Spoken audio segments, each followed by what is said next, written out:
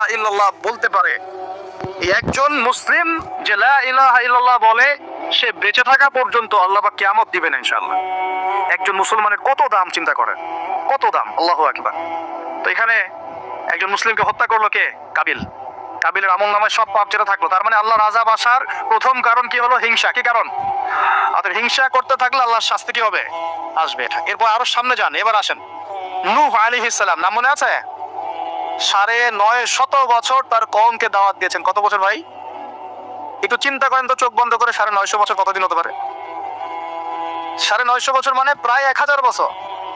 প্রায় ১০০০ বছর তিনি তার কওমকে দাওয়াত দিয়েছেন। কিভাবে? আমাদের মতো ওয়াজ মাহফিল না, দাওয়াত দিয়েছেন। তিনি বলছেন ইন্নী দাআউতু কওমি লাইলা ওয়া নাহারা, আল্লাহ আমি আমার কওমকে দাওয়াত দিয়েছি দিন রাত, দিন রাত ২৪ ঘন্টা। এটা সূরা নূহের মধ্যেই আছে, দেখবেন পড়ে। ওয়ালাম ইয়াজিদহুম দুআই ইল্লা ফিরারা, আমার দাওয়াত শুনে এরা খালি পালিয়ে গেছে আমার থেকে, কাছে আসে নাই, খালি পালিয়ে গেছে। কান বন্ধ করে ফেলতো, কাপড় দিয়ে মাথা ঢেকে ফেলতো, আর আমাকে বলতো পাগল। কি বলতো? পাগল। নূহ আলাইহিস সালামকে আল্লাহ পাক তারপরে বললেন তুমি একটা কাজ করো, তুমি নৌকা নির্মাণ করো। কি করো? এই যে নৌযান নির্মাণ করা, এই সারা পৃথিবীর বাণিজ্য বন্ধ হয়ে যাবে যদি নৌযান না থাকে। জানেন, এই যে এক্সপোর্ট ইম্পোর্ট শিপিং সব বন্ধ হয়ে যাবে কিভাবে? যদি নৌযান না থাকে। আর এই নৌযান সর্বপ্রথম কে সৃষ্টি করেছে? আর এখন আমাদেরকে বলে যে ইসলাম হচ্ছে সেকেলে না, এরা প্রযুক্তি খুব উন্নয়ন। নূহ আলাইহিস সালাম সর্বপ্রথম মানুষ যিনি এই পৃথিবীর মধ্যে নৌযান নির্মাণ করেছেন। বলে সুবহানাল্লাহ। সভ্যতা শুরু হয়েছে নবীদের হাতে। সভ্যতা কি হয়েছে? নবীদের হাতে শুরু হয়েছে, আর শেষও হবে নবীদের হাতে ইনশাআল্লাহ। কোন নবীর হাতে শেষ হবে? হ্যাঁ, মাশাআল্লাহ, ঈসা আলাইহিস সালামের হাতে। আপনারা তো আমার লেকচার শুনেন না, এখন বুঝতেছেন যে ঈসা আলাইহিস সালাম আসবেন। হ্যাঁ, তিনি আসবেন, এমনি এমনি আসবেন না, তিনি আসবেন এই ইহুদিবাদীদের হাত থেকে এই জেরুজালেম মুক্ত করার জন্য। তিনি আসবেন ইনশাআল্লাহ, অপেক্ষা করতে বলেন খালি। আজকে যে জুলুম আর নির্যাতন সারা বিশ্বে করছে, ঈসা আলাইহিস সালাম যখন আসবেন পাথর পর্যন্ত কথা বলা শুরু করবে। পাথর কথা বলবে, গাছ কথা বলবে। ইয়া মুসলিম ইন্না ওয়ারাইয়াহু তাআল ফাকতুলহু, আসো আমার পিছনে একটা লুকিয়ে আছে, আসো হত্যা করে যাও। ঈসা আলাইহিস সালামের হাতে দাজ্জাল মারা যাবে এই যে বাবেলুদ নামক জায়গায়। এই বাবেলুদ জায়গাটা এখন প্যালেস্টাইনের মধ্যে পড়েছে, ওইখানে দাজ্জালকে মারা হবে। ঈসা আলাইহিস সালামের নিঃশ্বাস তার গায়ে গিয়ে লাগবে, ও মারা যাবে। ঈসা আলাইহিস সালামের দোয়া ইয়াজুজ আর মাজুজের ধ্বংস হবে। ঈসা আলাইহিস সালাম জেরুজালেম থেকে পুরো বিশ্বে আবার ইসলামিক খেলাফা কায়েম করবেন ইনশাআল্লাহ। এটা না হওয়া পর্যন্ত কিয়ামত হবে না ইনশাআল্লাহ তাআলা। অতএব হতাশ হওয়ার কিছু নেই। তো যেটা বলছিলাম, সভ্যতা শুরু হয়েছে নবী দ্বারা, শেষ হবে কার হাতে? নবীর হাতে। এখন নূহ আলাইহিস সালাম ৯৫০ বছর দাওয়াত দিয়ে কি ফলাফল হলো? ৪০টা বা ৮০টা পরিবার ইসলাম কবুল করেছে। কতটা? এখানে তো আপনারা মাশাআল্লাহ হাজার মানুষ বসে আছেন, কথা শুনছেন, সৌভাগ্যের বিষয়। সারা জীবন দাওয়াত দিয়ে ৪০ বা ৮০টা ফ্যামিলি। আল্লাহ পাক বললেন নৌযান নির্মাণ করো, আমার আযাব আসতেছে। কি আসতেছে? আযাব আসতেছে। কেন আযাব? কারণ এই মানুষগুলো, নূহ আলাইহিস সালামের কওমের লোকগুলো একটা মহাপাপ করেছিল। তারা ওয়াদ্দা, ইয়াগুস, ইয়াউক, নাসর এরকম কিছু মূর্তি বানিয়ে নিয়েছিল, এবং এই স্ট্যাচুগুলো তারা ওয়ার্শিপ করত, উপাসনা করত। এমনি এমনি উপাসনা করতো না, আপনাকে বুঝাচ্ছি। প্রথম যে প্রজন্মটা ছিল ওদের, ওই প্রজন্মকে শয়তান ওয়াসওয়াসা দিয়েছে কি, যে এই ওয়াদ্দা, ইয়াগুস, ইয়াউক, নাসর এই যে নামগুলো সূরা নূহে আছে, এই ব্যক্তিরা ছিল খুব পুণ্যবান সৎ ব্যক্তি, তারা খুব ভালো আল্লাহওয়ালা ছিল, আল্লাহর ওলি ছিল। শয়তান ওয়াসওয়াসা দিয়েছে তোমরা এই তাদের মূর্তি নির্মাণ করে মসজিদের বাইরে রেখে দিবে। মসজিদের কোথায়? বাইরে। যাওয়া আসার সময় ওদেরকে দেখবে, দেখলে একটা মানে উৎসাহ আসবে যে আমরাও তাদের মতো হই। শয়তান এইভাবে নেক্সট স্রোতে ধোকা দিয়েছে। ওই জেনারেশন এই কাজটাই করেছে। এরপর আরো ১০০-২০০ বছর চলে গেছে, শয়তান এবার পরের জেনারেশনকে ওয়াসওয়াসা দিয়েছে, আরে তারা তো অনেক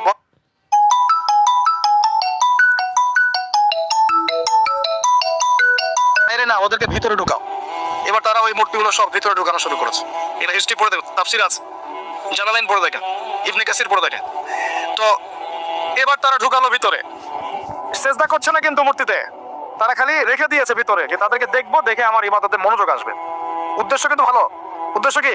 ভালো। এবার এই প্রজন্ম যখন চলে গেল, পরের প্রজন্মকে শয়তান বলছে আরে তারা আল্লাহর ওলি ছিল, তাদের কাছে চাইলেই পাওয়া যাবে। এবার সরাসরি সেজদা শুরু হলো মূর্তিতে। এইভাবে গ্র্যাজুয়ালি আস্তে আস্তে আস্তে আস্তে শয়তান প্রথম মূর্তি পূজা চালু করেছে বিশ্বের মধ্যে। আর সেই মানুষকে তোমরা এমন নির্মম ভাবে কেন মারবে? সারা বিশ্বের দিকে তাকায় দেখেন, এখন প্রত্যেকটা জায়গায় রক্ত ঝরছে কাদের? মুসলিমদের। কাদের? মুসলিমদের। আল্লাহ পাক আমাদেরকে বোঝার তৌফিক দান করুন। আর আল্লাহ পাক কোরআনে কি বলছেন? যদি কোনো মানুষ একজন মানুষের জীবন বাঁচায়, সে যেন পুরো মানব জাতিকে বাঁচালো। এত পছন্দ আল্লাহর কাছে জীবন বাঁচানো। আর কেউ যদি কোনো মানুষকে অন্যায়ভাবে হত্যা করে, সে যেন পুরো মানব জাতিকে হত্যা করলো। আল্লাহ আমাদেরকে হেফাজত করুন। এখন খুন খুব সহজ হয়ে গেছে, মারামারি খুব সহজ হয়ে গেছে। হ্যাঁ, ভাই ভাইকে হত্যা করতেছে, ছেলে বাবাকে হত্যা করতেছে, বোন বোনের সাথে ভাইয়ের দ্বন্দ্ব, ভাই বোন মারামারি, প্রতিবেশী মেয়ে নিয়ে, সম্পত্তি নিয়ে, মাদক নিয়ে, কিশোর গ্যাং নিয়ে কত কি হচ্ছে এখন। মানুষের জীবন সস্তা হয়ে যাচ্ছে না এখন। আল্লাহ পাক এগুলো কিয়ামতের আলামত। নবী সাল্লাল্লাহু আলাইহি ওয়াসাল্লাম বলেছেন, আল হারাজ, কিয়ামতের আগে আগে হারাজ বাড়বে, হারাজ। সাহাবীরা বলছেন, মাল হারাজ, হারাজ কি ইয়া রাসূলুল্লাহ? তিনি বলছেন, আল কতল, আল কতল, গণহত্যা বাড়বে, গণহত্যা। কিয়ামতের আগে আগে খালি গণহত্যা বাড়বে। দেখছেন এখন সারা বিশ্ব থেকে তাকায় দেখেন। যাই হোক, এই আদ এবং সামুদ জাতিকে আল্লাহ পাক ধ্বংস করলেন। এখন সামুদ জাতিকে ধ্বংস করলেন কেন? অহংকারের কারণে, কুফর শিরকের কারণে এবং মানুষকে পিটানোর কারণে। আল্লাহ বলছেন ওদেরকে ধ্বংস করেছি কি দিয়ে? সাইহাতান ওয়াহিদা। এটা ভালোভাবে মনে রাখবেন, সাইহাতান ওয়াহিদা মানে একটা শব্দ দিয়ে, প্রচন্ড তুম একটা শব্দ, খালি এই এক শব্দে সবার কানের পর্দা পেড়ে ফুটে জান বের হয়ে গেছে। আল্লাহু আকবার। এক শব্দে মানে ওদেরকে আলটিমেটাম দেওয়া হয়েছিল, তোমরা কি ফিরে আসবে? ওরা বলছে যে কি শাস্তি আসো নিয়ে আসো। তখন আল্লাহ পাক বলছেন 3 দিন সময় দিচ্ছি, 3 দিন যা করার করে নাও। এই 3 দিন যে আল্লাহ সময় দিয়েছেন, এই 3 দিনে ওরা তওবা করে ফিরে আসে নাই। দেখনে গেলে মিলে होंगे कि मैं टोट ফিরে আসে নাই, বরং এই 3 দিন ভোগ বিলাস করেছে, একটা পশু জবাই করেছে, খেয়েছে, মেয়েদেরকে নাচিয়েছে, মদ পান করেছে। 3 দিন ভোগ বিলাস ফুর্তি করেছে। মানে 2 হাতে চাপাও হাত পেতে নাও, এরকম চিন্তা। যা আছে এখন লুটে খাও, পরেরটা পরে দেখা যাবে। এই চেতনা আমাদের মধ্যে আছে না অনেকের মধ্যে? যা আছে এখন ভোগ করে নাও, কালকে যা হবে দেখা যাবে। হ্যাঁ, কালকে যা হবে দেখা যাবে, এখন যা আছে নাও, ভোগ করো। এই চিন্তা ছিল ওই 3 দিন সামুদ জাতির। ওরা ভোগ বিলাসে লিপ্ত হলো। হঠাৎ সকালবেলা ত্রুন শব্দ, পুরো বিশ্ব, ওদের পুরো রাষ্ট্রটা কেঁপে উঠলো এবং সবগুলো মারা গেল। একটা শব্দে সব মারা গেল। সূরা কমার পরে দেখেন, সাইহাতান ওয়াহিদা, একটা মাত্র শব্দ দিয়ে আল্লাহ ধ্বংস করেছেন। তার মানে আল্লাহ ধ্বংস করলেন পানি দিয়ে, আল্লাহ ধ্বংস করলেন বাতাস দিয়ে, এবার ধ্বংস করলেন শব্দ দিয়ে, বিদ্যুতের শব্দ দিয়ে।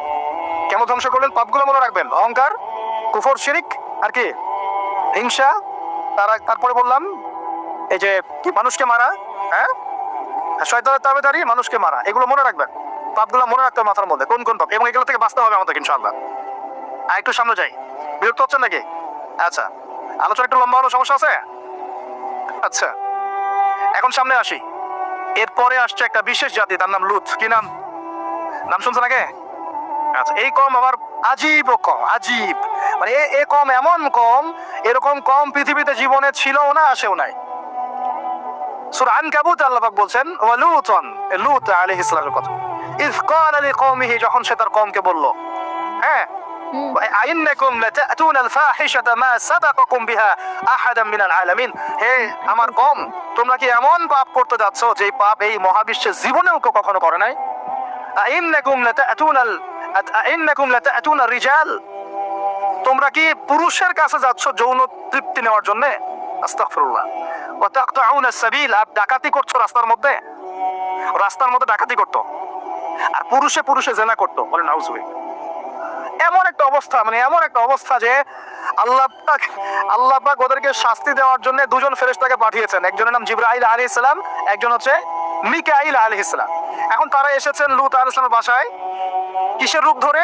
সুন্দর বালকের রূপ ধরে। ছোট ছোট বালক দেখতে সুন্দর লাগে না? ছোট ছোট কচি কাঁচা বালক দেখতে সুন্দর লাগে না? তো এই রূপ ধরে 2 জন ফেরেশতা আসছেন, উদ্দেশ্য এদেরকে শাস্তি দিবে। এখন এরা কি করছে জানেন? এরা লূত আলাইহিস সালামের বাসায় গেছে। বাসায় গিয়ে বলছে, তোমার ওই যে মেহমান, ওদেরকে নিতে আসছি। এবার লূত আলাইহিস সালাম বলছেন যে, হা উলাই বানাতিন কুনতুম ফাইলিন, আরে তোমরা যদি চাও আমার মেয়েদের মধ্যে আমার মেয়েদেরকে বিয়ে করে নাও, পারলে তোমরা আমার মেয়েদেরকে প্রয়োজনে বিয়ে করে নাও, আমার মেহমানদের সামনে আমাকে অপমানিত করো না। আলাইসা মিনকুম রাজুলুন রশিদ, তোমাদের মধ্যে কি একজন ভালো মানুষও বাকি নাই? এখন এদেরকেও তোমরা চাচ্ছ যৌনতা নিবারণ করার জন্য? আলাইসা মিনকুম রাজুলুন রশিদ, তোমাদের মধ্যে কি একটা ভালো মানুষও বাকি নাই? তখন এরা বলছে, লূত আলাইহিস সালাম কওম বলছে যে তুমি তো খুব ভালো করেই জানো, ওয়া ইন্নাকা লাতা'লামু মা নুরিদ, তুমি তো খুব ভালো করেই জানো যে আমরা আসলে কি চাচ্ছি। তোমার মেয়েদের ব্যাপারে আমাদের কোনো আগ্রহ নাই, তোমার মেয়েদের ব্যাপারে আমাদের কোনো আগ্রহ নাই, আমরা এই ছেলেগুলোকে চাচ্ছি। নাউজুবিল্লাহ। চিন্তা করতে পারেন? এবার ফেরেশতা 2 জন বলছেন যে লূত তুমি চিন্তা করো না, তারা তোমার কাছে আসতে পারবে না। তাদেরকে ইন্না মাউইদাহুমুস সুবহ, তাদেরকে সকাল পর্যন্ত সময় দেয়া হয়েছে। আলাইসা সুবহু বিকরিব, সকাল কি কাছে নয়? আল্লাহ বলছেন সকালবেলা লূত আলাইহিস সালাম তার পরিবারকে নিয়ে বেরিয়ে গেলেন, কিন্তু তার স্ত্রী সে কিন্তু কাফের ছিল, সে ধ্বংস হয়ে গেল। লূত আলাইহিস সালাম চলে যাচ্ছেন, ফেরেশতারা বলছেন ফিরেও তাকাবে না পিছনে, কি হচ্ছে? এবার আল্লাহ পাক এমন শাস্তি দিলেন, দেখেন এই যে জমিনটা, এই জমিনটাকে আল্লাহ পাক ওই ফেরেশতাদের পাখা দিয়ে উঠিয়ে আসমানে উঠালেন। চিন্তা করেন, জমিন উঠে গেছে কোথায়? আসমানে। উঠিয়ে আল্লাহ পাক আসমান থেকে অঝোর ধারায় পাথর বর্ষণ করেছেন, পাথর বর্ষণ করে ওদের গা সব থেতলে দিয়ে আল্লাহ পাক উল্টা দিকে দাফন করে দিয়েছেন এদেরকে। আল্লাহু আকবার। এটা আপনি ইন্টারনেট সার্চ করলে দেখতে পারবেন যে জর্ডান একটা জায়গা আছে, জর্ডানের আশপাশে এই কওমে লূত থাকতো, ডেড সি, মৃত সাগর নামে একটা জায়গা আছে, ওখানে ওই জায়গাতেই তারা বসবাস করতো, আরবের কাছাকাছি। আল্লাহ পাক বলছেন তোমরা তো দেখতে পারো ওরা, ওদের অবস্থা কি হয়েছে, তোমাদের কাছেই আছে, বাড়ির কাছেই। কেন হলো এই পাপ? কেন হলো শাস্তি? কোন পাপের কারণে? শিরক কুফর তো আছেই, তার উপরে স্পেশাল পাপ কি? সমকামিতা। কি পাপ? এই সমকামিতা উম্মতে মুহাম্মাদের মধ্যে ছড়িয়ে পড়ছে কিনা? আল্লাহু আকবার। আপনাদের আস্তে আস্তে সমকামিতা ছড়িয়ে পড়ছে ভিতরে ভিতরে, এবং আল্লাহর আযাব বেশি দূর বাকি নাই। আমার কাছে মনে হয় আল্লাহর আযাব আসতে বেশি বাকি নাই, আসার মতো যোগ্য আমরা আগেই হয়েছি। এখন যেটা টিকে আছে আল্লাহর রহমতে টিকে আছে। যদি আল্লাহ পাক কোনোদিন যাররা পরিমাণ শাস্তি প্রদান করতে চান, তাহলে আমাদের কারো রক্ষা থাকবে না। থাকবে? সমকামিতা ছড়িয়ে পড়ছে, সারা বিশ্ব জুড়ে ছড়িয়ে পড়ছে। অনলাইনে এগুলোকে উস্কে দেওয়া হচ্ছে, অফলাইনে এগুলো নিয়ে আন্দোলন হচ্ছে। তারা এখন অধিকার চাচ্ছে, তাদের রেইনবো ফ্ল্যাগ আছে, 7 রঙের ফ্ল্যাগ, ওদের আইডেন্টিটি। তারপরে বিভিন্ন জায়গায় সমকামিতার পাঠও দেওয়া হচ্ছে। সুবহানাল্লাহ। হ্যাঁ, বইপত্রগুলো তো সমকামিতার পাঠও চলে আসতেছে। মানে এগুলোকে বাক স্বাধীনতা বলা হচ্ছে এখন। না, এটা বাক না, বলে ব্যক্তি স্বাধীনতা। কি বলে? ব্যক্তি স্বাধীনতা। আস্তাগফিরুল্লাহ। তো দেখুন, এটা এমন পাপ যে পাপ সম্পর্কে নবীজি সতর্ক করেছিলেন। তিনি বলেছিলেন যে আমার উম্মতের উপরে আমি যে কয়েকটা পাপের ব্যাপারে বেশি ভয় পাই, তার একটা হচ্ছে শিরকের পাপ। আমার উম্মত মূর্তি পূজা করবে, আমি ভয় পাই তাদের উপরে শিরকে খফি, গোপন শিরকের পাপ, যে মানুষ এজন্য নামাজ পড়বে, অন্য তাকে ভালো বলবে, এজন্য আমি ভয় পাই। আমার উম্মতের সমকামিতা, আমার উম্মতের সমকামিতা ছড়িয়ে পড়বে। পড়েছে কি পড়ে নাই? শাস্তি আসবে কি না এখন? তাহলে আরো সামনে যান। ফেরাউন এবং তার দলবলকে আল্লাহ পাক ডুবিয়ে মেরেছেন, মানেছেন না? কি পাপের কারণে? অহংকার। আলা, আমি তোমাদের মহান রব। কে বলেছিল? আমি তোমাদের মহান রব। কে বলেছিল? ফেরাউন। আনা রব্বুকুমুল আলা। আল্লাহ পাক শুধু তাকে না, তার পুরো দলবলকে ধসিয়ে দিয়েছেন। কোথায়? এই লোহিত সাগরে ডুবিয়ে মেরেছে, ডুবিয়ে দিয়েছে। প্রিয় ভাইরা, এখানে মুসা আলাইহিস সালাম এবং বনু ইসরাঈলকে আল্লাহ পাক নাজাত দিয়েছেন না? নাজাত দিয়েছেন। এখন সামনে আসেন, এখানে আরেকটা কওমের কথা বলে আমি সামনের দিকে শেষ করে দেব। সেটা হলো কওমে মাদিয়ান। কি নাম? এই মাদিয়ান কওমের সাথে আমাদের এখনকার এই সমকালীন প্রেক্ষাপটটা জড়িত আছে। কওমে মাদিয়ান নামে একটা কওম ছিল, যে কওম আদ জাতি সামুদ জাতির পরে এসেছে।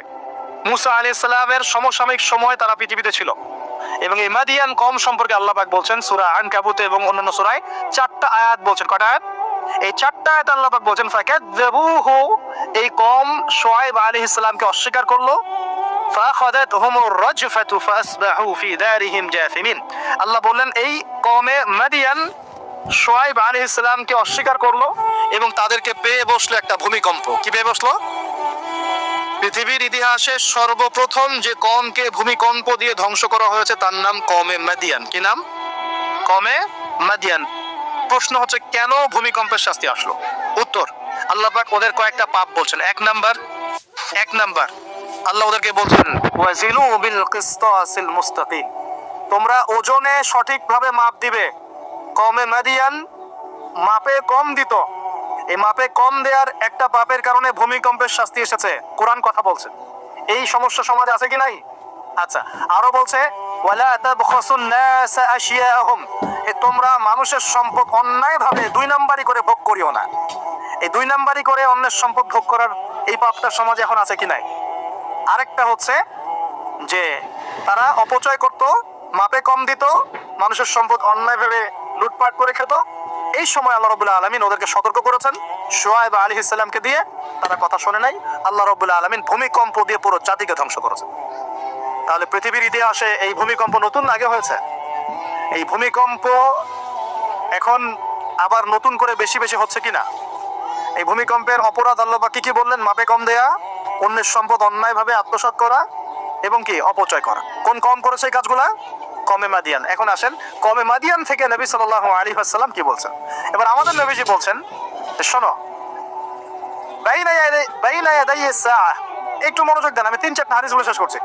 বাইনা ইয়াদাই সাআ, আমাদের নবীজি বলছেন, এবার শোনো হে আমার উম্মত, তোমরা সতর্ক হও, শোনো। কিয়ামতের আগে আগে আসবে মুতানুন শাদীদ। মুতান মানে দ্বিবচন, মানে দুটো বড় বড় মহামারী। কয়টা বড় বড় মহামারী? হিসেব করে দেখেন তো যে পৃথিবীতে মহামারীর সূচনা থেকে নিয়ে এই পর্যন্ত কোন মহামারীগুলো সবচেয়ে বড় ছিল। এটার স্টাডি আপনি করবেন, আমি বলে দিব না। এগুলো স্টাডি আপনারা করবেন, আমি বলে দিব না। মুতানুন শাদীদ, বড় বড় দুটো মহামারী আসবে পৃথিবীতে কিয়ামতের আগে আগে। কয়টা আসবে? ওয়া বা'দাহু, এবং এই মহামারীর পরে আসবে। এই মহামারীর পরে আসবে, একটা মহামারী গেছে, আচ্ছা এই মহামারীর পরে আসবে, নাউজুবিল্লাহ, এই মহামারীর পরে আসবে সানাওয়াতুজ জালাজিল। সানাওয়াতুজ জালাজিল আরবি যারা বলেন বুঝবেন। সানা মানে হচ্ছে একটা বছর, সানা মানে কি এক বছর, সানাওয়াত মানে প্লুরাল নাম্বার, অনেকগুলো বছর। জালজালা মানে হচ্ছে আপনার ভূমিকম্প, জালাজিল মানে কি ভূমিকম্প সমূহ, বহু বচন। মানে মহামারীর পরে আসবে সানাওয়াতুজ জালাজিল, ভূমিকম্পের বছরগুলো। মানে বছর ধরে, বছরের পর বছর ধরে পৃথিবীতে বিভিন্ন জায়গায় ভূমিকম্প হতে থাকবে। কে বলেছেন? নবী সাল্লাল্লাহু আলাইহি ওয়াসাল্লামের কথা কি সত্য না মিথ্যা? আস্তাগফিরুল্লাহ, সত্য না মিথ্যা? সত্য। তার মানে একটা হাদিস পেলাম, নবীজি বলেছেন কিয়ামতের আগে আগে কি হবে? ভূমিকম্পের বছরগুলো আসবে। ভূমিকম্প আসবে না, ভূমিকম্পের বছরগুলো আসবে। একটা হাদিস মাথায় নেন। 2 নাম্বার, নবীজি বলছেন কিয়ামতের 10টা আলামত আছে। কয়টা? 10টা। তার মধ্যে 1 নাম্বার আলামত হচ্ছে দাজ্জাল। কি নাম? দাজ্জাল। আচ্ছা, ওইদিকে আলোচনা নিচ্ছি না আজকে। 2 নাম্বার হচ্ছে ইয়াজুজ আর মাজুজ, এটাও অন্য লেকচারে শুনে নিন। 3 নাম্বার ঈসা আলাইহিস সালামের আগমন। 4 নাম্বার দাব্বাতুল আরদ, জমিন থেকে প্রাণী বের হবে। 5 নাম্বার ইয়েমেন থেকে আগুন বের হবে, ইয়েমেন থেকে আগুন বের হবে। 6 নাম্বার দুখান, ধোঁয়া, ধোঁয়া দিয়ে পৃথিবী ছেয়ে যাবে। 7 নাম্বার, 8 নাম্বার, 9 নাম্বার, এগুলো হচ্ছে 3টা বড় বড় ভূমিকম্প, ভূমিধস, যেটা হবে একটা পৃথিবীর পূর্বে, একটা পশ্চিমে, একটা মাঝখানে। পৃথিবীর পূর্বে মানে এই পুরো আমাদের সাবকন্টিনেন্ট সহ পুরো পূর্ব দিক, একদম ইন্দোনেশিয়া, মালয়েশিয়া, সব জায়গা পূর্ব দিক। পশ্চিম মানে পুরো পশ্চিমা সভ্যতা, আর মাঝখান মানে এই জাজিরাতুল আরবিয়া, মাঝখান। এই 3টা ভূমিকম্প হবে পৃথিবীতে, এখনো আসা বাকি আছে, বড় বড়। এগুলোতে ভূমি কাঁপবে না, ভূমি ধসে যাবে। কি হবে? নবীর কথা কি ভুল হবে? আর শেষটা হচ্ছে পশ্চিম দিক থেকে সূর্য উদিত হবে এবং মানুষের তওবার দরজা বন্ধ হয়ে যাবে। তওবা করে লাভটা। এই 10টা বড় বড় মধ্যে 3টা পেয়েছেন ভূমিকম্প। তাহলে পেলাম যে ভূমিকম্পের বছরগুলো আসবে। আরো পেলাম কি বড় বড় 3টা হবে, পূর্বে একটা, পশ্চিমে একটা, মাঝখানে একটা। আর কোন পাপের কারণে হবে সেটা কিন্তু অন্য আয়াতগুলোতে আমরা দেখলাম। আচ্ছা, সামনে আসেন। আবার নবীজি বলছেন দাজ্জাল যখন মানুষের রূপে বের হবে তখন সে সব জায়গায় বিচরণ করতে পারবে, কিন্তু মক্কা মদিনায় ঢুকতে পারবে না। ঠিক আছে? তো সলফে সালাহিন তারা বলছেন দাজ্জাল সব জায়গায় ভ্রমণ করবে। এটা এও ব্যাখ্যা হতে পারে সে নিজে সব জায়গায় যাবে না, বরং তার অনুসারীরা বিভিন্ন জায়গায় আধিপত্য বিস্তার করবে। ব্যাখ্যা যৌক্তিক তো? যৌক্তিক ব্যাখ্যা। এরপরে যখন সে মদিনায় ঢুকতে পারবে না, দেখবে যে এখানে ফেরেশতারা একদম খোলা তরবারি হাতে দাঁড়ায় আছে, ঢুকতে পারবে না।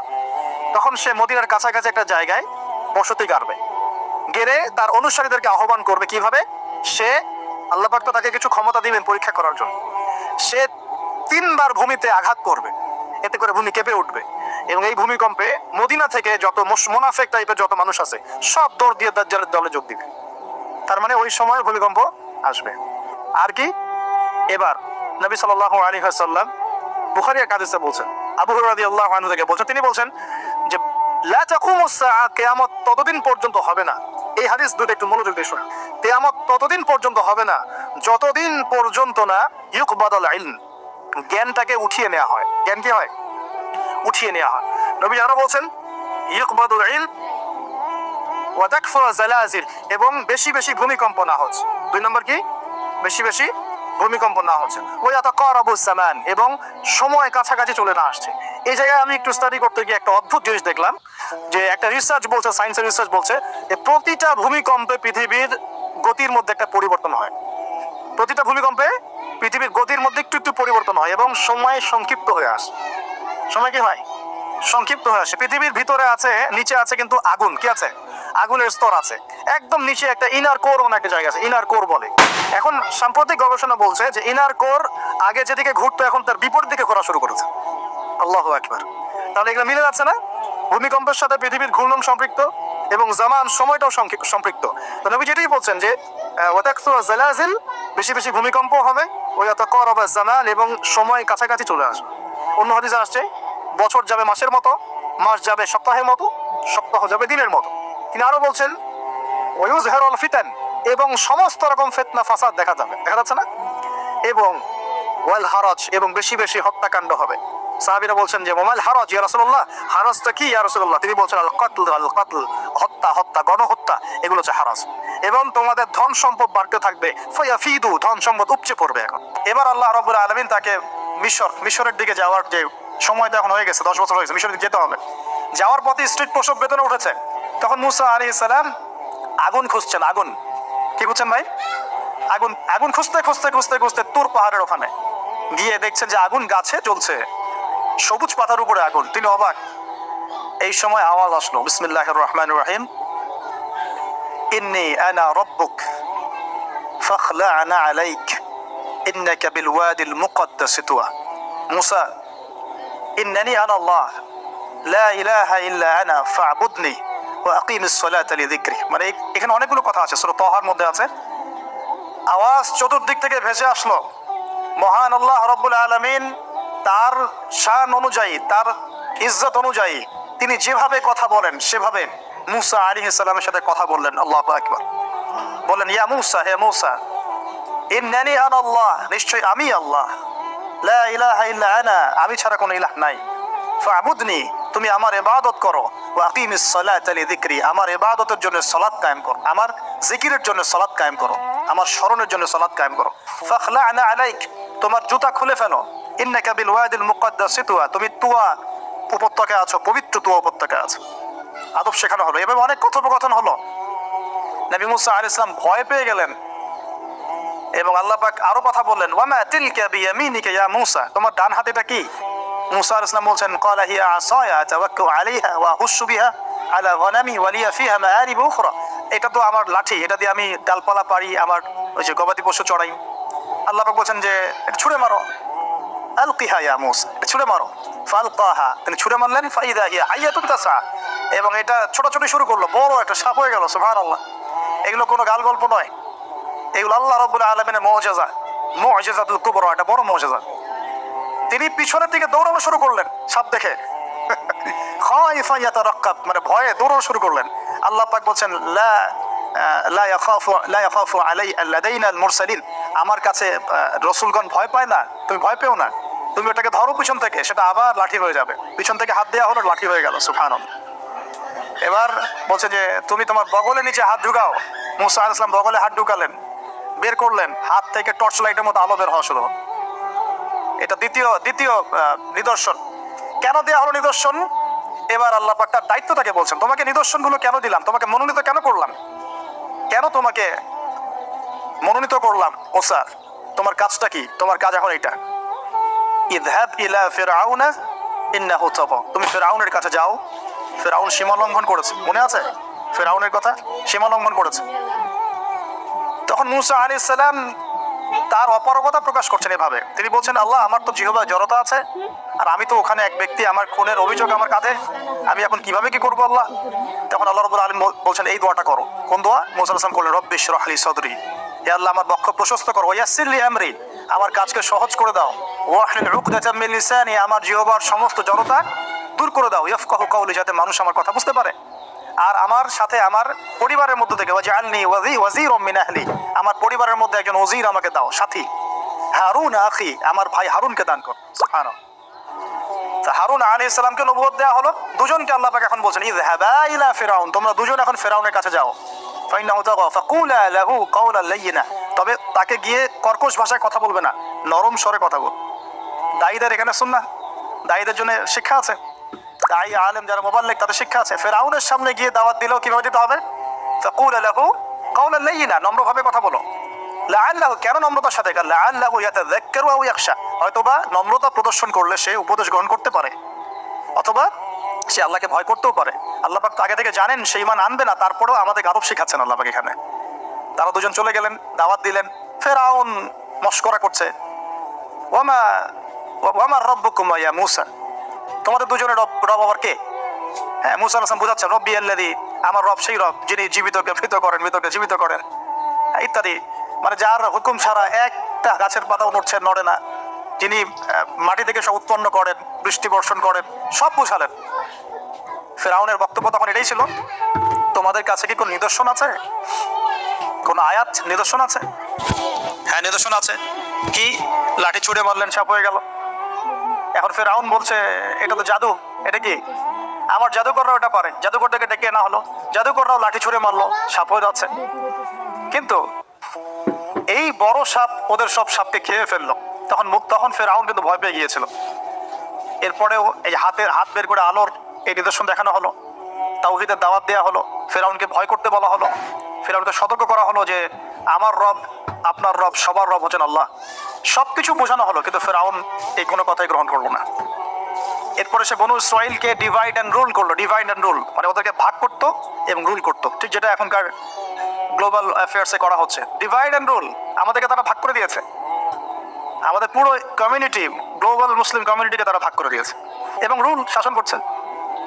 এবং কারো গায়ে আঘাত লাগলে আরেকজন গিয়ে সেই ব্যথা নিরসন করতে চায় না, বরং অপেক্ষা করে, আমার গায়ে তো আর আসে নাই, তার গায়ে আসছে। ঠিক আছে, ব্যাপারটা এটা শুধু গ্লোবাল অ্যাফেয়ার্স না, এটা সবখানে একটা রাষ্ট্রের ভিতরে ঢুকে গেছে। ওই ভাইকে বলছে বলুক, আমাকে তো আর কিছু বলে নাই, ওকে গায়েব করে ফেলুক, আমাকে তো আর কিছু করা নাই, ও ভিতরে গেছে, আমাকে তো কিছু বলে নাই। এই আচরণের কারণে আস্তে আস্তে আস্তে আস্তে মুসলিমদের শক্তি সব সংকুচিত হয়ে আসে। এটা নতুন কোনো বিষয় না, ফেরাউনের সুন্নত এটা, ডিভাইড অ্যান্ড রুল, যেটা ব্রিটিশরা করে গেছে সারা ওয়ার্ল্ডে। সুবহানাল্লাহ, দেখুন সবকিছু ওরা কোরআন থেকেই নিচ্ছে মনে হচ্ছে আমার কাছে। এখন একটা দুইটা না, নয়টা পরীক্ষা ফেরাউনকে করা হলো। মুসা আলাইহিস সালাম যখন বলেন, দোয়া করেন, তখন গজব উঠে যায়। ফেরাউন তখন এসে বলে যে ঠিক আছে, তুমি দোয়া করো, তাহলে আমরা বনু ইসরাইলকে ছেড়ে দিব। যখনই মুসা আলাইহিস সালাম দোয়া করে, গজব উঠে যায়, সে আর বনু ইসরাইলকে ছাড়ে না। এখন এভাবে 9টার বর্ণনা আসছে। একবার আসছে পঙ্গপালের শাস্তি, একবার আসছে ব্যাঙের শাস্তি, একবার আসছে মহামারীর শাস্তি, একবার আসছে উকুনের শাস্তি, একবার রক্তের নদী। এরকম 9টা আযাব আল্লাহ পাক দিয়েছেন কাদেরকে? এই ফেরাউনের সম্প্রদায়। সর্বশেষ, আমি লম্বা করলাম না, সর্বশেষ যেটা হয়েছে, কারণ আমি কনক্লুশনে কিছু পয়েন্ট বলবো। সবশেষে যেটা হলো, 20 বছর, কত বছর? প্রায় 20 বছর জুলুম করলো ফেরাউন দাওয়াত পাওয়ার পরে। প্রায় 20 বছর। দাওয়াত পাওয়ার আগের কথা তো বাদ, ইসলামের দাওয়াত পাওয়ার প্রায় 20টা বছর সে বনু ইসরাইলকে এভাবেই টর্চার করতে থাকলো। 9টা নিদর্শন আসলো, কোনোটাই সে গ্রহণ করলো না। এবং সর্বশেষ তার কল ছিল যে আমি ছাড়া তোমাদের কোনো রব আছে এটা আমি জানি না, নাউজুবিল্লাহ। এবং সূরা নাবার মধ্যে আল্লাহ বলেছেন যে ফেরাউন বলেছিল আনা রাব্বুকুমুল আ'লা, আমি তোমাদের মহান রব, নাউজুবিল্লাহ। এই ছিল ফেরাউনের শেষ স্টেটমেন্ট। এবার মুসা আলাইহিস সালাম বনু ইসরাইলকে নিয়ে চলে যাচ্ছেন মিশর থেকে। ফেরাউন দলবলে ধাওয়া করছে, সামনে সাগর আর পিছনে ফেরাউনের বাহিনী। মুসা আলাইহিস সালাম এখানে বনু ইসরাইলকে নিয়ে একটা রিম রক বলি আমরা, যেটা পাহাড়ে উঠতে সামনে যেতে না পারে, পিছনে যেতে না পারে, এরকম একটা অবস্থা। এই সময় মুসা আলাইহিস সালামের গোত্রের কিছু মানুষ বলেছিল যে ইয়া মুসা ইন্না লামুদরাকুন, হে মুসা আমরা তো ধরা পড়ে গেলাম, আমরা মনে আছে ধরা পড়ে গেলাম। এই অবস্থাতে মুসা আলাইহিস সালাম বলেছিলেন, একটু বোঝার চেষ্টা করেন, পিছনে ফেরাউনের বিশাল বাহিনী, সামনে সমুদ্র, যাওয়ার কোনো জায়গা নাই, একদম কোনো জায়গা নাই, খালি চোখে কোনো জায়গা দেখা যাচ্ছে না। ওই সময় খালি চোখে, বাহ্যিক চোখ দিয়ে কোনো উপায় দেখা যাচ্ছে না। বাহ্যিক চোখে ওই সময় কোনো উপায় দেখা যাচ্ছে না নিষ্কৃতির, নাজাতের। ঠিক এখন সারা ওয়ার্ল্ডে বাহ্যিক চোখে মুসলিমদের নাজাতের কোনো পথ দেখা যাচ্ছে না। বাহ্যিক চোখ দিয়ে কি করবে মুসলিমরা? খালি পড়াশোনা করবে, না কমিউনিটি করবে, না জিহাদ করবে, নাকি তাগুতের এগেইনস্টে লড়বে? কি করবে মুসলিমরা? নাকি সারাদিন বসে বসে মসজিদে তাসবিহ টিপবে, নামাজি পড়বে? কি করবে মুসলিমরা? বাহ্যিক চোখ দিয়ে এখানেও কোনো ফয়সালা দেখা যাচ্ছে না। তখন আল্লাহ রাব্বুল আলামিন মুসা আলাইহিস সালামকে একটা পরীক্ষাও নিলেন। একজন বলছে ইন্না লামুদরাকুন, আমরা ধরা পড়ে গিয়েছে। মুসা আলাইহিস সালাম তখন বলছেন দৃঢ় চিত্তে, কাল্লা কাল্লা, কখনো না, ইন্না রাব্বি মাইয়া সায়াহদিন, নিশ্চয়ই আমার রব আমার সাথে আছেন, তিনি আমাকে পথ দেখাবেন। সুবহানাল্লাহ। আজকেও মুসলিমদের সারা ওয়ার্ল্ড ওয়াইড এই চেতনাই থাকা উচিত যে কাল্লা, কখনো না, আল্লাহ ইন্না রাব্বুনা মা'ানা, নিশ্চয়ই আমাদের রব আমাদের সাথে আছেন, তিনি আমাদেরকে পথ দেখাবেন ইনশাআল্লাহ। এই পথে আমরা চাই ইহদিনাস সিরাতাল মুস্তাকিম, তাই না? সিরাতাল লাযিনা আন'আমতা আলাইহিম গায়রিল মাগদুবি আলাইহিম ওয়ালাদ দাল্লিন। এই বাস, যখন আপনি পুরো দমে আল্লাহর উপর তাওয়াক্কুল করে ফেলবেন, তখনই তো আল্লাহ রাব্বুল আলামিনের নুসরা নেমে আসবে।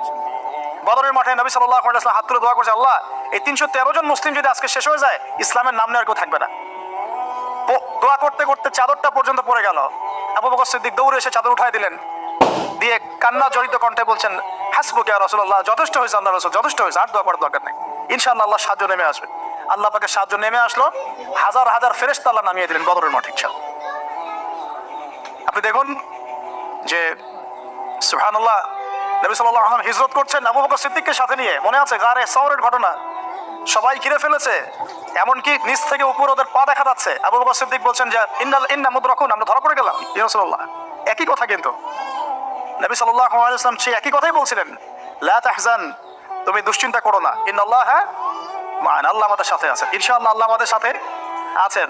তবে কাদের সাথে আল্লাহ থাকবেন? যারা নামাজ পড়ে না, যারা নামাজ পড়ে না, যারা তাওহীদ শিখে না, সুন্নতের উপর আমল করে না, যারা রিবা খর, যারা মাদক দ্রব্য সেবন করে, জিনা করে, পর্নোগ্রাফি দেখে, যে বেপরদায় চলে, এদের সাথে আমরা থাকবেন। আমরা যদি আমাদের অবস্থান উন্নত করতে না পারি, আমাদের দ্বারা উম্মার বিজয় হবে না, ফুল স্টপ। আমরা যদি আমাদের অবস্থান উন্নত করতে না পারি, মানে এই যুগের আবু বকর, ওমর, উসমান, আলী হতে না পারি, আমাদের দ্বারা বিজয় হবে না। আপনি যত টাকা ঢালেন না কেন, যত বড় সংগঠন করেন না কেন, যত পলিটিক্যাল অ্যাফেয়ার্স ডিল করেন না কেন, যতক্ষণ এ যুগের আবু বকর, ওমর, ওসমান, আলী আমরা হতে না পারছি, আমাদের হাতে বিজয় আসবে না। প্রথম কাজটা এখানে ভাই, প্রিয় ভাইয়েরা, রাগ করছে নাকি কথায়? আমাদের প্রথম কাজটা এখানে, প্রথম কাজটা এখানে। ফ্যান্টাসির কোনো মূল্য নেই এখন। I was, show down, show off, fantasy, online, Facebook, কিচ্ছু নাই। বিশ্বাস করে গেলে কিচ্ছু না, কিচ্ছু হবে না এগুলো দিয়ে। কনস্ট্রাকটিভ কাজ না থাকলে, ইমান, আমল, তাওহীদ, সুন্নাহ, সেরকম জজবা, সেরকম ইউনিটি, আল্লাহর পথে মাল খরচের প্রেরণা, মুসলিমদেরকে সহযোগিতা করার বড় মানসিকতা, একটা ব্রড মাইন্ডেড চিন্তা ভাবনা, এগুলো না থাকলে কখনো সম্ভব না। এখানে সাহায্য নেমে আসছিল না? ওই গারে শহরে কি তারা ধরা পড়েছিলেন? লা তাহজান ইন্নাল্লাহা মা'ানা, ভয় পেও না, আল্লাহ আমাদের সাথে আছেন। আল্লাহ কি সাথে ছিলেন না? ঠিক একই কথা মুসা আলাইহিস সালাম বলছেন, কাল্লা, কখনো না, ইন্না রাব্বি মা'ইয়া সায়াহদিন, আমার রব আমার সাথে আছেন, আমার রব আমার সাথে আছেন, তিনি আমাকে পথ দেখাবেন ইনশাআল্লাহ। বলার সাথে সাথে মনে আছে ওই যে নমরুদ যখন ইব্রাহিমকে ফেলে দিচ্ছে আগুনে, জিবরিল আমিন এসে বলছেন, হাজাতুকা ইনদি, আপনার কোনো প্রয়োজন আছে আমার কাছে? ইব্রাহিম আলাইহিস সালাম আগুনে পড়তে পড়তে বলছেন, হাসবি আল্লাহ ওয়া নি'মাল ওয়াকিল, আল্লাহ আমার জন্য যথেষ্ট, তিনি আমার উত্তম অভিভাবক, দরকার নেই। বলার সাথে সাথেই ইয়া নার কুনি বারদান ওয়া সালামান আলা ইব্রাহিম, এই আগুন ঠান্ডা হয়ে যাবে। আমার বান্দা আমাকে ডেকেছে, তার কোনো পথ নাই চোখের সামনে খোলা, এখন আমার বান্দা আমাকে ডেকেছে, আমার উপর ফরজিয়াত আমার বান্দাকে এখন সাহায্য করা, এটা আমার হক, আমার বান্দাকে সাহায্য করা।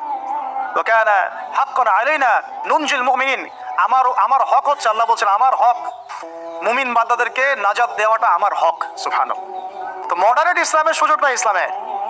ইসলামী পশ্চিমা আদলে আমরা মডারেট হয়ে যাব, ওদের আদর্শ চলবে, আমাদেরটাও চলবে, তালগোল পাকায় একটা ভিশন 2030 বানাবো, এইসব ইসলাম চলবে না। বুঝতে পারছেন না কথা? ইসলাম চির প্রাচীন, চির নতুন, চির আধুনিক, এর কোনো ব্যতিক্রম ব্যত্যয় নাই। ওর মূলনীতির কোনো পরিবর্তন হবে না, ওর মূলনীতির জায়গায় থাকবে, কিন্তু হয়তো প্রযুক্তিগত উন্নয়ন হতে পারে, শাখা প্রশাখা কত কিছু পুরোই পার্থক্য আসতে পারে, কিন্তু আসলি কোনো পার্থক্য আসবে। তো যে কথাটা বলেছি, এটা চিরায়ত সুন্নত, যে নির্যাতনটা মক্কায় হয়েছে, যদি না হয় বুঝে নেবেন যে আপনার বা আমার ইসলামিক চলাফেরার মধ্যে কোনো একটা ল্যাকিংস আছে, বা আমরা Protestant version of Islam follow করছি। এটা হচ্ছে মুযাবযাবিনা বাইনাহুম, মানে এদিকেও না ওদিকেও না, দুটার মাঝখান। আল্লাহ রাসূল সাল্লাল্লাহু আলাইহি ওয়াসাল্লাম বলেছেন, একটা হাদিস বলি তাহলে আপনি বুঝে নেবেন যে আমরা আসলে কোন জায়গায় আছি। এরপরে আমি সামনে যাচ্ছি, তারপরে বদরগঞ্জে আসবো ইনশাআল্লাহ। বদরগঞ্জ থেকে আমরা ফিলিস্তিনে গিয়ে শেষ করবো ইনশাআল্লাহ। ঠিক আছে, একটু মনোযোগ ধরে রাখেন। কি বললাম? হাদিসটা কি? সহিহ মুসলিমের হাদিস। রাসূলুল্লাহ সাল্লাল্লাহু আলাইহি ওয়াসাল্লাম বলছেন, ক্বালা নবী সাল্লাল্লাহু আলাইহি ওয়াসাল্লাম, মান রাআ মিনকুম মুনকারান, তোমাদের মধ্যে যে কেউ যদি কোনো অন্যায় গর্হিত কাজ দেখে, ফালইউগাইয়ির বিয়াদিহি, সে যেন তার হাত দিয়ে এটাকে প্রতিহত করে। বলেন এই লেভেলে আমরা কয়জন আছি? 0.00001%। মান রাআ মিনকুম মুনকারান ফালইউগাইয়ির, সে যেন পরিবর্তন করে। এমন না যে সামর্থ্য হলে পরিবর্তন কইরো, মানে যাদের হাত দিয়ে প্রতিহত করার ক্ষমতা আছে তারা যেন অবশ্যই হাত দিয়ে প্রতিহত করে। এখানে ধরেন একটা জেনা হচ্ছে, নাউজুবিল্লাহ, বা একটা নোংরামি হচ্ছে, ফাহেসা কোনো কাজ হচ্ছে, এখানে যিনি সর্বোচ্চ দায়িত্বশীল তিনিও এখন গিয়ে কিছু বলার অধিকার রাখেন না। বলতে গেলে তিনি 10 বার চিন্তা করেন যে বললে কি হইতে পারে, তাই না? বিষয়টা বাজারের মধ্যে ধরেন সুদের একটা জুয়া হচ্ছে, জুয়া, কেউ কিছু বলতে পারে না। মসজিদ এখানে ধরেন পাশের বাসায় বিয়ের অনুষ্ঠান হচ্ছে, আর বিয়ে মানেই তো জেনা দিয়ে শুরু হলো, ধুম ধারাক্কা গান বাজতেছে, আর ঢাকা শহরে বিশ্বাস করেন না এই অত্যাচারে থাকা যায় না। মানে একটা ফ্ল্যাট ধরেন 14 তলা বা 10 তলা, তো এই 10 তলার মধ্যে 5 তলার সদস্যের বিয়ে, ও ছাদটা হায়ার করে নিল, নিয়ে এমন জোরে ধুমধারাক্কা মিউজিক শুরু করবে যে পুরো এলাকার প্রত্যেকটা ঘরে ঘরে যেন সাউন্ড আছে, মানে ওর উপর যেন ওয়াজিব করা হয়েছে সবার কানে গান বাজনা পৌঁছায় দেয়। কিন্তু কিছু করেন নাই, আপনি বলতে যান উল্টা আপনার উপর চড়াও হবে। হুজুর আসছে বেশি বেশি কোন, আমরা আর মুসলমান না, আমরা আর ইসলাম ফলো করি না বলতে আসছে। আপনি বাসায় যান, নিজের ঘর ঠিক করেন, বলবেন। তো হাদিসের এই শব্দের বাক্যের আওতায় আমরা আছি কিনা একটু ভাবেন। ওয়ামান লাম ইয়াস্তাতি', যদি এভাবে কেউ প্রতিহত করতে না পারে, দ্বিতীয় সেন্টেন্স হাদিসের, ফালইউগাইয়ির বিলিসানিহি, সে যেন তার জবান দিয়ে প্রতিহত করে। আজকে জবান দিয়েও কি মানুষ প্রতিহত করছে? বরং চোখের সামনে জুলুম দেখছে। আজকে মৃতের সংখ্যা 6,857 জন। আজকে গাজার মৃতের সংখ্যা 6,857 জন। একটু আগে আমি খবর দেখে আসছি। এরপরেও কিছু মানুষ মাজলুম ভাইদের বিপক্ষে অবস্থান নিয়ে ফতোয়াবাদী শুরু করেছে বাংলাদেশ। আমি বলেছি আপনারা মুনাফিক তখনই চিনতে পারবেন যখন উম্মাহ একটা সংকটময় অবস্থায় থাকে, তার আগে চিনতে পারবেন। এরাই কয়দিন আগে আমাদেরকে খারেজি বলতো, যারা এখানে মাজলুমদের বিপক্ষে ফতোয়া দিচ্ছে, ঘুরিয়ে ফিরিয়ে বলার চেষ্টা করছে যে হামাসেরই ভুল হয়েছে, ইসরায়েলি ঠিক আছে, কেন তুই হামলা করতে গেলি? না করতে গেলে তো ওরা হামলা করতো না। যুক্তি এটা না? কেন তুই হামলা করে যুদ্ধ করতে গেলি আর 1400 মানুষকে কেন মারলি, 1400 ইহুদি কেন মারলি? এই জন্যই তো ওরা আসলো হামলা করতে। এখন যে তোদের 6000 মরে গেল, বলছে প্রতিবার যখন এভাবে মুসলিমরা আক্রমণ করেছে ততবারই ল্যান্ড নাকি হারিয়েছে। আমি আল্লাহর কসম করে বলছি, তো এদের ইমানি লেভেল তো তলানিতে আছেই, ইতিহাসের সামান্যতম জ্ঞান এদের মধ্যে নাই। ফিলিস্তিন সংকট নিয়ে ইনশাআল্লাহ আপনারা অনেক বইপত্র বাজারে পাবেন, বাসায় গিয়ে পড়াশোনা করে দেখেন, বা ইনশাআল্লাহ আমরাও কিছু নিয়ে আসার চেষ্টা করব।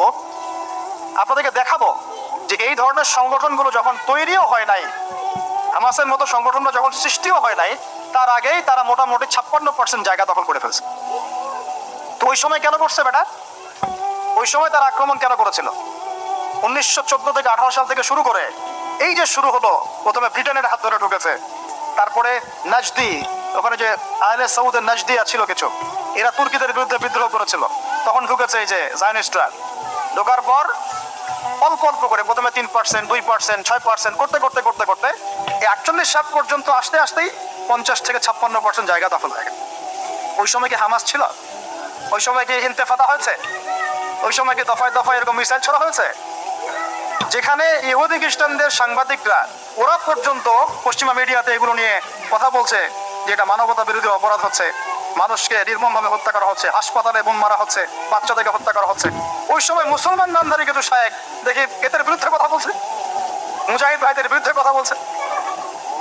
তাহলে ওই যে বললাম তুই আসা দোস্ত, তো দুশ্মন কি আজাদ কর। এই ব্যক্তির কাছে আমাকে আকীদা শিখতে হবে। আকীদা শেখার আর কেউ নাই বাংলার মাটিতে, পুরো উপমহাদেশে আকীদার দার্স দেওয়ার আর কেউ নাই। তারা যখন এখানে ছিল না, তাদের চেহারা যখন মানুষ দেখে নাই, তখন মানুষ আকীদা শেখে নাই। ব্রিটিশ আমলে আমাদের বাপদাদাদের আকীদা ঠিক ছিল না। সুবহানাল্লাহ। এখন এই মুনাফিকি মানহাজটাকে বলা হচ্ছে সহিহ মানহাজ, আর যারা মুজাহিদ, যারা হকের পক্ষে, তাদেরকে বলা হচ্ছে এরা খারেজি, এদের আকীদা ঠিক নাই, এরা সন্ত্রাসী, এরা অমুক, এরা তমুক। আল্লাহ পাকের কাছে এদেরকে কঠিন জবাব দিতে হবে। চাল এটা আপনারা মনে রাখেন, কিয়ামতের মাঠে দেখে নিয়েন, কিয়ামতের মাঠে দেখে নিয়েন জাহান্নাম উদ্বোধন হবে এক শ্রেণীর আলেম দিয়ে। জাহান্নাম কিন্তু উদ্বোধন হবে। এই হাদিসটা জানেন না আপনারা, ওলামায়ে কেরাম? আপনারা তো আমার চেয়ে অনেক ভালো জানেন। প্রথমে একজন শহীদ, কি করছো? জীবন দিয়ে দিয়েছি, শহীদ হয়ে গেছি। ভুল, ক্যাদিব, মিথ্যা কথা বলছো। এই জন্য শহীদ হয়েছিলে যাতে মানুষ তোমাকে বড় বীর বলে। আমার জন্য তুমি জীবন দাও নাই, যাও জাহান্নামে যাও। আরেকজন, কি করেছো? অনেক দান করেছি, মানুষ দানবীর বলে। আল্লাহ বলছেন যে মিথ্যা বলছো, মানুষ যেন দানবীর বলে এই জন্য দান করেছে। দান করার সময় সতর্ক থাকেন, লোক দেখায় দান করেন না। আর ইলেকশনের আগে আগে তো দানটা বেশি করেন আপনারা সব। তা আমরা এই সুযোগটা নিব অবশ্য, আমরা বেশি বেশি দান নিব এখন তাদের কাছ থেকে, ঠিক আছে? তাদেরকে ইনভাইট করবো আর দান বেশি করে দিব, ভুলেও না, এই কাজ ভুলেও করবেন না। রিক্সাওয়ালা ভাইয়ের কাছ থেকে সৎকা নিবে 10 টাকা, মুচি মুচি ভাই তরকারিওয়ালা ভ্যান চালক এদের কাছ থেকে হালাল টাকা থেকে টাকা নেই। ওই ব্যারাট মসজিদ থেকে দিন প্রচার হবে, আর হারাম টাকার এসি মসজিদ থেকে দিনের কোনো প্রচার হবে না। বাংলাদেশে এসি মসজিদ অভাব নাকি? আমার কথা রাগ করতেছেন নাকি? বাংলাদেশে এমন অনেক মসজিদ আছে কোটি কোটি টাকার প্রজেক্ট, ঠিক শেষ জামানের হাদিসের মতো। নবীজি বলেছেন শেষ জামানায় কিছু মসজিদ হবে চাকচিক্যময়, একদম গর্জিয়াস, হেদায়েত উঠে যাবে। পরের লাইন হচ্ছে হেদায়েত উঠে যাবে, ওটা নেই? নামাজ শেষ, মসজিদ বন্ধ। মসজিদে খাদেমদের মাঝে মাঝে অস্থিরতা দেখলে মনে হয় যে বাসায় গিয়ে সুন্নতটা পড়ে, এখানে পড়ার দরকার নেই, বিরক্ত হচ্ছে মনে হয়। নামাজ শেষ হওয়ার পর তাড়াতাড়ি এসি বন্ধ করতেছে, লাইট অফ করতেছে, ফ্যান অফ করতেছে, এই তাড়াতাড়ি যান কেন, বিল উঠতেছে। আল্লাহ আমাদেরকে বোঝার তৌফিক দান করুন। তো তোমার ক্রান্তির লগ্নেই আপনি এগুলো চিনতে পারবেন, তাছাড়া পারবেন না। আল্লাহ নবী বলছেন যদি তোমরা হাত দিয়ে প্রতিবাদ করতে না পারো, যেটা সামর্থ্য আপনার নাই, মুখ দিয়ে যেন প্রতিবাদ করে। এখন এই জায়গায় আমাদের ইমান ঠিক আছে না নাই? এইসব ইস্যুতে যাদের লেখার ক্ষমতা আছে তাদের উপর লেখা ওয়াজিব, যাদের বলার ক্ষমতা আছে তাদের উপর বলা ওয়াজিব, যাদের আরো বড় কোনো সহায়তা পাঠানোর সুযোগ আছে না এটা পাঠানো তাদের জন্য ওয়াজিব, যাদের রাষ্ট্রীয়ভাবে কিছু করার ক্ষমতা আছে ওইটা করা তার উপর ওয়াজিব, আর যার এসব কোনো কিছুই করার ক্ষমতা নাই তার উপর দোয়া করা ওয়াজিব। আমাদের কি দোয়া করার ক্ষমতা নাই? আল্লাহ পাক শুনবেন না আমাদের দোয়া? এখন আসেন, ফাইল্লাম ইয়াস্তাতি, যদি তোমরা এতেও সক্ষম না হও, আরে বাবা মুখে কথা বলারও সুযোগ নাই, মুখে বললেও সমস্যা, অবস্থা খারাপ, গর্দান থাকবে না। আবু হুরায়রা রাদিয়াল্লাহু আনহু বলেছিলেন একটা কথা, যে আমি এমন অনেক ইলম জানি যেগুলো যদি আমি এখন বলা শুরু করি আমার গর্দান থাকবে না। সে একই কথা আমাদেরকেও মাঝে মাঝে ইশারা ইঙ্গিতে বলতে হয়। যতটুকু বলছি এতে বুঝে নেন, এর চেয়ে বেশি বলতে গেলে আমাদের গর্দান নাও থাকতে পারে। আর আমি ইসরায়েলের হিস্ট্রি পড়েছি, ওর পুরো হিস্ট্রি মোটামুটি আমি পড়েছি, আর এই লাস্ট এই পুরো 1 মাসে আরো বেশি করে পড়েছে। যারাই তাদের এগেনস্টে দাঁড়িয়েছে কথা দিয়ে কলম দিয়ে বিভিন্নভাবে, এরা তাদেরকে গুপ্ত হত্যা করেছে। যে ব্রিটেনের শোনেন, যে ব্রিটেনের হাত ধরে সে এই ক্ষমতা পেয়েছে 1918 দিকে, ওই ব্রিটেন 1933 সালের দিকে ওর বিরুদ্ধে চলে যাচ্ছিল, ফিলিস্তিনিদের পক্ষে চলে আসছিল, তখন ওই ব্রিটেনের অনেকগুলো নেতাকে মেরে ফেলছে। এরা এই জাতি, এরা কোন জাতি আপনাকে একটা আমি এক্সাম্পল দিয়ে বোঝাই, এরা হচ্ছে নবীদেরকে হত্যা করা জাতি। কাদেরকে বলে? আমি কি মিথ্যা বলছি? কোরআনে যদি এটা না থাকতো তাহলে আপনি বলতেন যে আমি মিথ্যা বলছি। এটা আমি বলি নাই, আল্লাহ পাক বলেছেন পবিত্র কোরআনে, তোমরা নবীদেরকে হত্যা করেছো, সুবহানাল্লাহ। আর এরা আমাদের নবী মুহাম্মদ সাল্লাল্লাহু আলাইহি ওয়াসাল্লামকেও 2 বার হত্যা করার চেষ্টা করেছে, একবার বনু নাজির যুদ্ধের আগে, আরেকবার খায়বার যুদ্ধের সময়। ওটা শেষ করবো আমি ওইদিকে এসে। তো ভাই আমরা যারা মুখ দিয়ে বলতে পারবো না তাদের ফাইল্লাম ইয়াস্তাতি ফাবি কলবি, তাহলে যেন অন্তর থেকে ঘৃণা করে। এখন আপনি বলেন এই হাদিসের আওতায় আমাদের ইমান টিকে আছে না নাই? অ্যাটলিস্ট মন থেকেও কি ঘৃণা করে? সাধারণ মানুষ মন থেকে অন্তত ঘৃণা করে। আর যদি ওয়াযালিকা আযআফু মিনাল ঈমান, মানে এটা হচ্ছে ঈমানের সবচেয়ে নিচু লেভেল, তার মানে যার মন থেকেও ঘৃণা আসছে না, ঈমানের সাথে কোনো সম্পর্ক নাই, ব্যাস সোজা কথা। তো এখন আমাকে বলেন, যারা চোখের সামনে এই